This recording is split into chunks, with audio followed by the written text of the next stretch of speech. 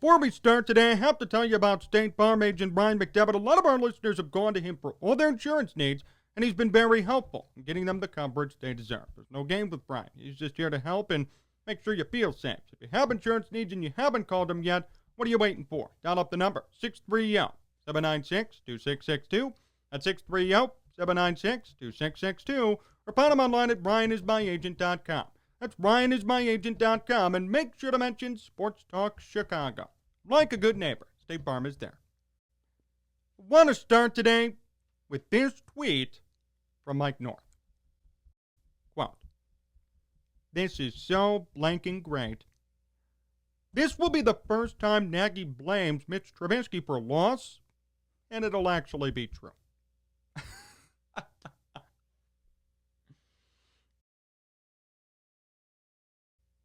I know I said earlier in the video I did before the game that it was preseason, means nothing, who cares? But I will say this. Had Mitch not performed, I guarantee you, everybody would say, "See, I told you."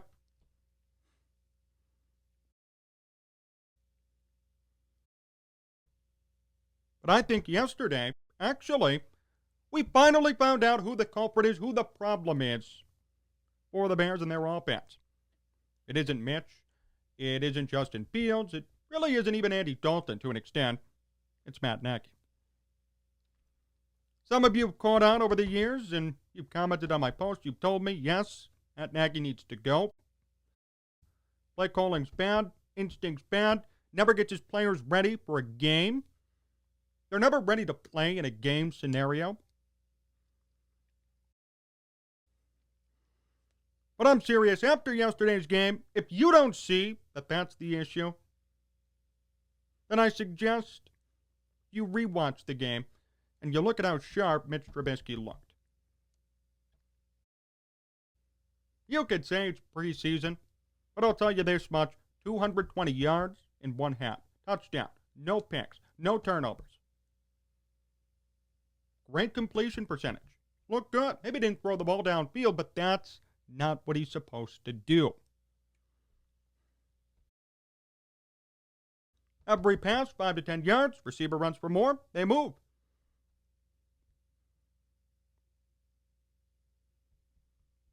I'm not saying that's worthy of a number 2 pick. I'm not saying he's a great quarterback, but you know what? I think he proved yesterday that he still has a shot to be a decent enough quarterback to win. An adequate quarterback. I'm happy for the guy.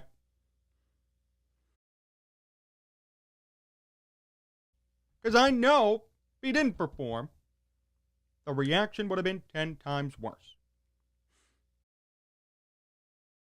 He came to play. He showed it. And you had to expect that, right? Come on.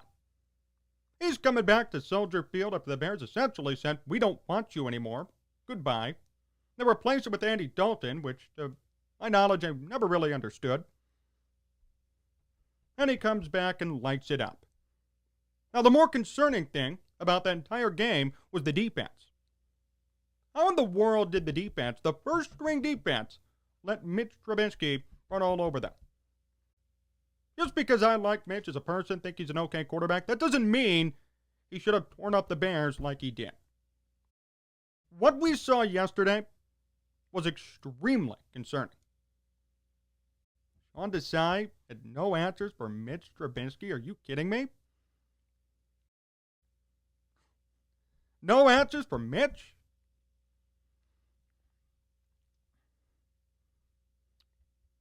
That was one big takeaway from that game. How do you not know how to contain Mitch Trubisky? Actually, I hate to say it, pretty easy. All you got to do is pressure him and make sure he has nowhere to scramble. And also make sure you take away the passes from 0 to 10 yards. And you'll beat him. Force him to throw downfield, force pressure on him, sack him, make him make a bad decision. Simple. They couldn't do that, though. With their first-string defense for the whole first half. That's a huge concern.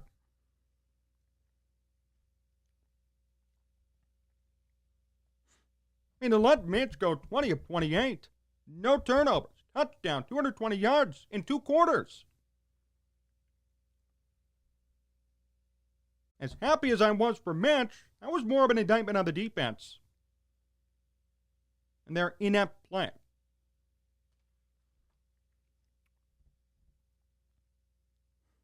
I don't know what it's going to take to get them to focus up and be better, but they only got a couple of weeks left. And if you're going to play like that, you got a big issue coming. We talked about it in the offseason. I was told you're crazy, but the defense is getting old, as you didn't know. They're not as good as they were a couple of years ago, at all. And sure, the Bears broadcast could butter them up and say, oh, they're working on turnovers. Hey, they forced a fumble in the 4th quarter. The point is this.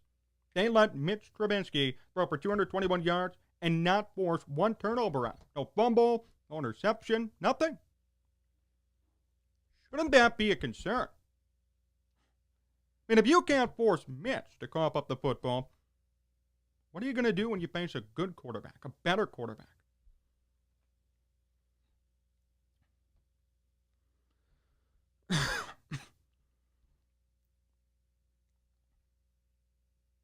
These are very serious problems here. We haven't even gotten to the O-line yet either, which we'll talk about in just a second, and Justin Fields. You know, Bears season never passes by without concerns and issues, but I have to say this year, there are more than I remember from last year. Even the year before. I mean, these are real serious issues. When you're giving up all this to Mitch Trubisky, when your O-line can't protect either quarterback, Dalton or Fields, when Fields is getting killed and running for his life, and when Andy Dalton can't even complete a pass, you got a problem. You got a big problem. And that, in a nutshell, was the game yesterday.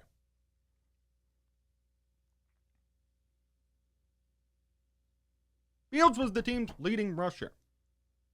Nobody ran for any good yards. Khalil Herbert, 3 rushes, 15 yards. That's it. So the run game's going to be a problem if you have no one to block. Fields was 9 of 19 for 80 yards. He was pressured. He had no time to throw. And he was killed. That hit, where his helmet fell off, was the scariest couple of seconds I've ever seen. And yet we still have the same people saying, start him game 1. Really? I was on Twitter yesterday. I got quote tweeted. Somebody told me, I'll never understand that logic. That's so wrong. Really? Wrong to not have Joe Burrow happen? It's wrong to make sure David Carr doesn't happen again? You're fooling yourself. I don't care if the situations aren't necessarily the same. Oh, the Bears need a quarterback, so it's different. Oh, it isn't. The Bengals needed a quarterback. They put in Burrow. Look what happened. And when they interviewed Zach Taylor the day after Burrow got hurt, and they said, hey, if you didn't play him in front of that offensive line, everything would be okay. He said, oh, it wasn't the offensive line's fault. He was covering for him. Yes, it was the offensive line's fault. That was the worst offensive line in years in the NFL. Look what happened to Burrow.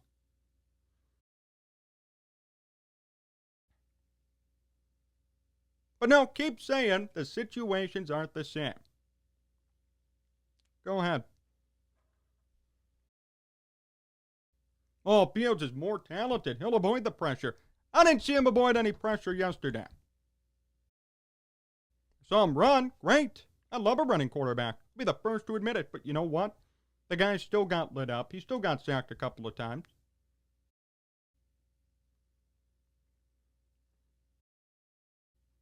The Bears didn't protect him.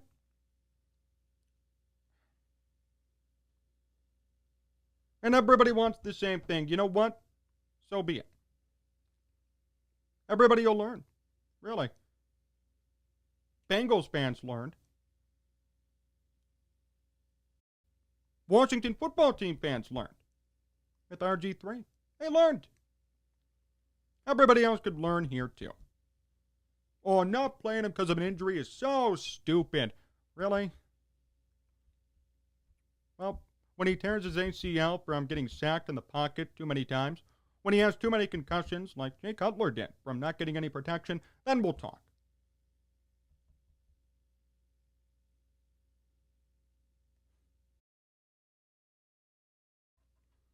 You trade up to get somebody, and you're just going to turn around and not even care about the investment?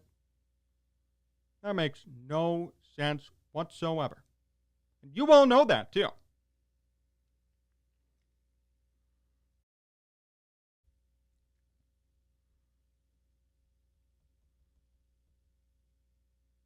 I really understand it. I get it. Everybody is so quarterback hungry. And Andy Dalton did himself no favors yesterday, believe me. That was an atrocious performance. My goodness. But I really don't think Fields should start right away. I'm fine with game 2, 3, 4 against Detroit. It's fine by me. But right away, it could be a problem. It could be. I don't want him suffering the same fate that Burrow, Carr, RG3, and other quarterbacks have faced. All those guys were talented, still are if they're still playing. But injuries certainly hurt them.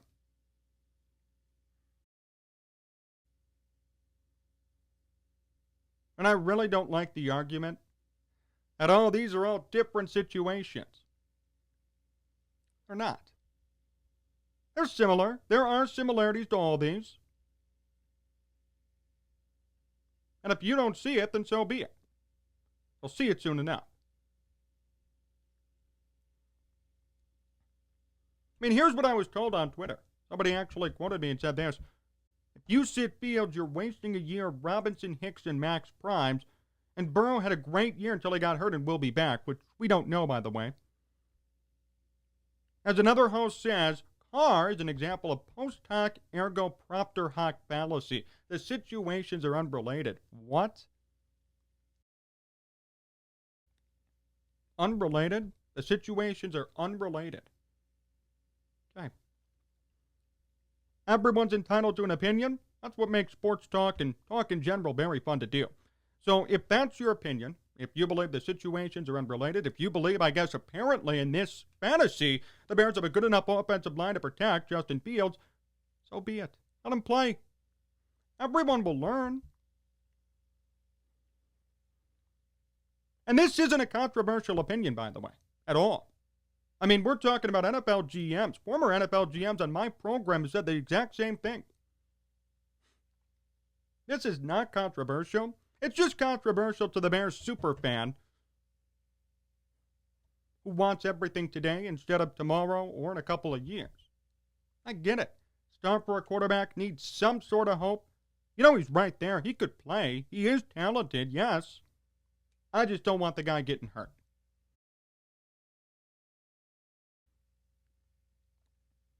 And if your response to that is he's going to get hurt anyway, then go ahead and play him and see what happens. Go ahead and play him with that offensive line. You are not going to convince me that it's even good. Oh, they improved last year. Well, they didn't look so good yesterday. With Dalton or with Fields.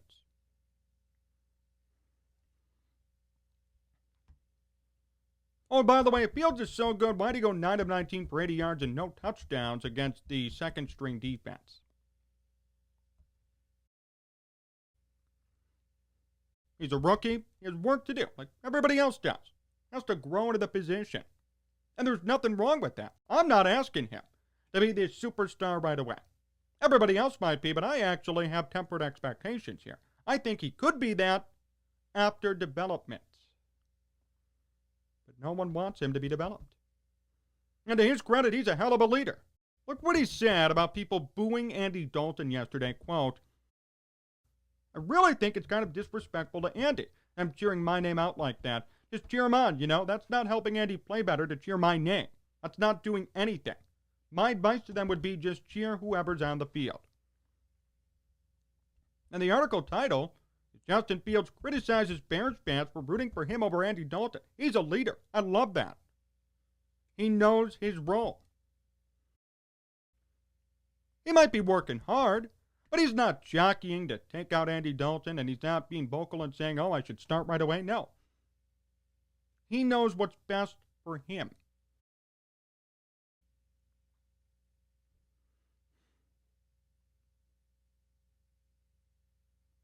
Here's the sub-headline.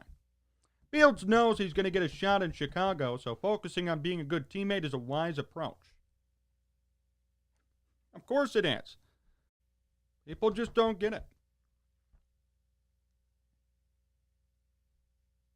And that's fine. Everyone will see it sooner rather than later.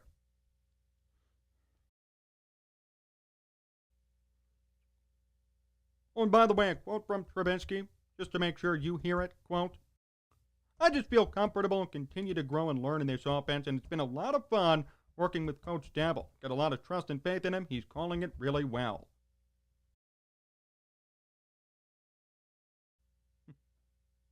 Pretty funny.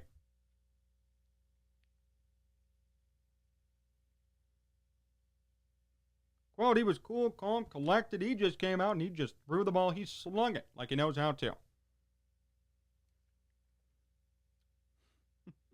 For those Mitch detractors who said shouldn't even be in the NFL, called a bust, I don't know, yesterday didn't look like a bust to me. So funny how everybody just overreacts.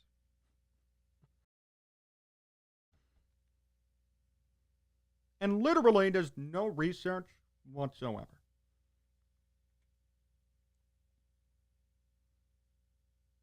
No one here remembers Burrow, Carr, and RG3. They just think Justin Fields is a completely separate topic when it's not. People don't remember Jamarcus Russell and Ryan Leaf. They say Trubisky is the bust when, obviously, he's not.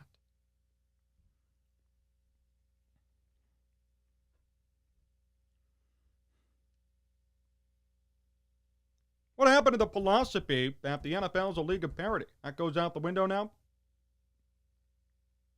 Oh, it's on a team level. No, it isn't.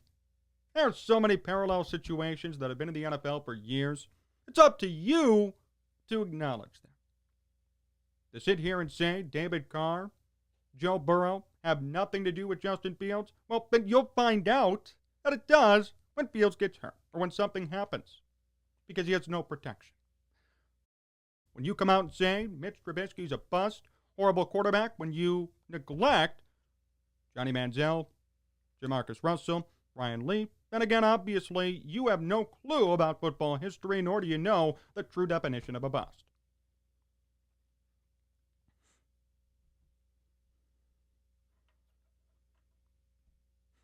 You gotta love it, though.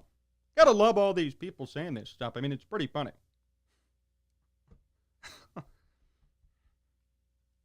I laugh at it.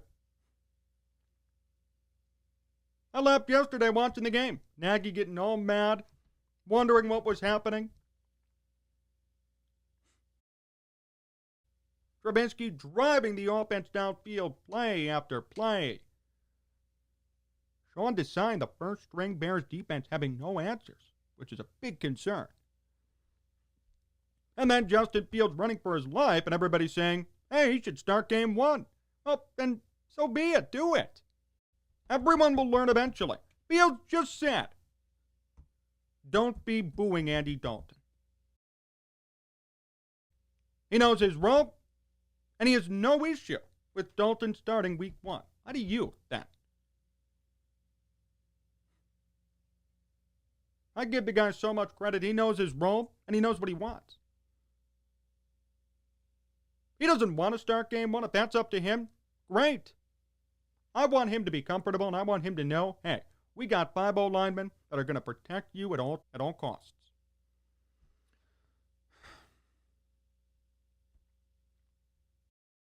I'd rather see that.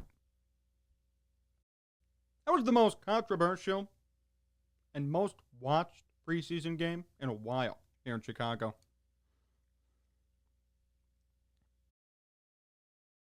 Between Mitch returning, Fields, who to start game one. I mean, You can tell football season's back. And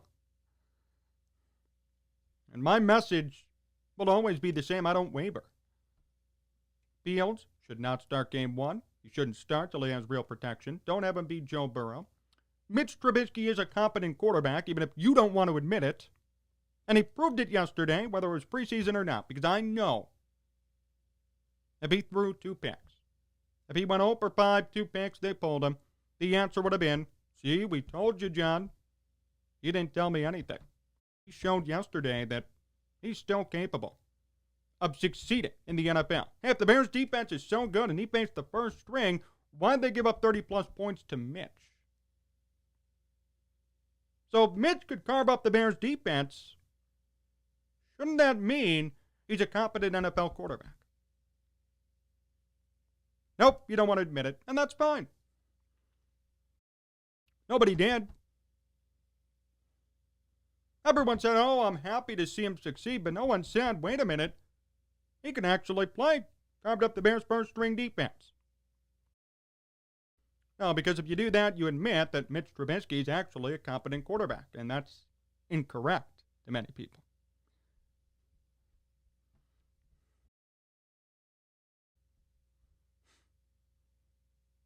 It's wrong to say Mitch could actually succeed in the NFL. Gotta watch out for the Bears Twitter mob.